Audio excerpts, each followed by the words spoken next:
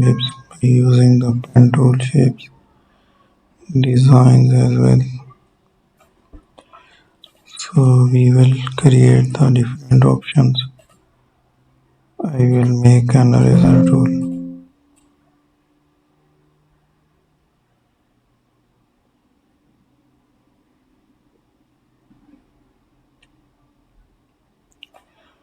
So I will generate another design, explore the changes there,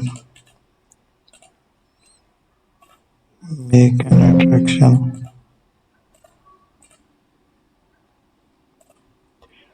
So that's it.